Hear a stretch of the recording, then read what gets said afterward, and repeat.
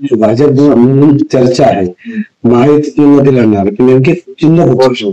माझे चिन्ह धनुष्यबाण मागे दिसते, बाळासाहेबांचे चिन्ह धनुष्यबाण आणि बाळासाहेबांच्या विचारावर आम्ही चालू.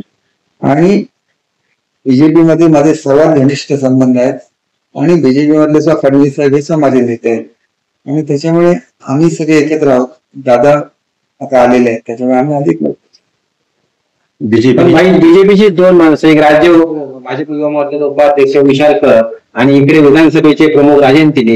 हे म्हणजे राजन तिले तर आपल्यावर थेट टीकाच करत आहेत. ते दोन्ही उमेदवार आम्ही उभे राहणारच म्हणून सांगतो. बीजेपी म्हणजे मताचं विभाजन करायला त्यांना सुबोध देव सोडून कोणालाही उमेदवारी दिली तर आपण प्रचार करणार असंही ते म्हणताय. प्रचार केलेला प्रचार नाही, ते त्यांचे वरिष्ठ ठरवतील ना, मी कोण ठरवतो.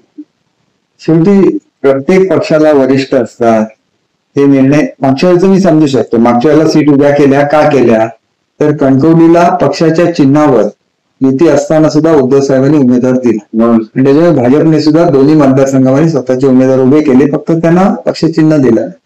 आता हे घडलं त्याच्यामध्ये पहिलं कोणी केलं तर उद्धव साहेबांनी केलं, त्याच्यामुळे भाजपने केलं. आम्ही काय त्याला दोष देत नाही, ती त्यावेळेची परिस्थिती होती. आजची काही परिस्थिती नाही.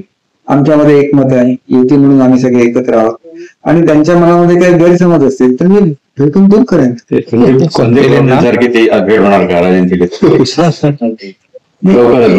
एक गोष्ट लक्षात घ्या, ही शेवटी पक्ष हा पक्ष असतो. पक्षाच्या बाहेर मनुष्य गेल्यानंतर पक्षाचा सपोर्ट नसेल तर मग तो फारसं काही करू शकत नाही, हे लक्षात घेऊ. त्याने ते कुठे दुखावले गेले असतील तर मी त्यांच्याविरुद्ध कधीच स्टेटमेंट करत नाही. केवळ मी त्यांचा पराभव केला एवढ्यासाठी ते जर दुखावले गेले असते तर त्याच्यामुळे निवडणुकीमध्ये हार जीत असते आणि ते मनाला लावून घेऊन एवढी मध्ये त्यांनी त्यांचं पुनर्वसन करण्यासाठी का तुम्ही प्रयत्न करणार का? म्हणजे आता तुम्हाला विरोध करताय, उभं राहू त्यांचं पुनर्वसन करण्यासाठी प्रयत्न करणार. मला माहिती नाही की पुनर्वसनासाठी त्याचं करेल निश्चितपणे प्रयत्न करेल.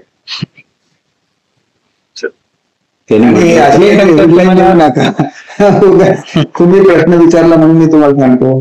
बघा, मी त्यांच्याबद्दल कधी स्टेटमेंट काढायला जात नाही, मी कधी त्यांच्यावर टीका करत नाही. उघड आहे माझं क्लिअर कट, जनतेसाठी मी दिवस रात्र काम करतो. रात्री असल्या 11-12 1 माझ्याकडून. आणि हा चमत्कार मी शिक्षण क्षेत्रामध्ये किती, तुम्ही शिक्षण मंत्र्यांची यादी काढ, गेल्या अनेक वर्षामध्ये सगळ्यात जास्त रिफॉर्म्स कोणाच्या काळात झाले? तुम्ही माझ्या काळात झाले. मराठी भाषेच्या काळात सगळ्यात जास्त निर्णय मराठी भाषेचे कधी घेतले? माझ्या काळात घेतले.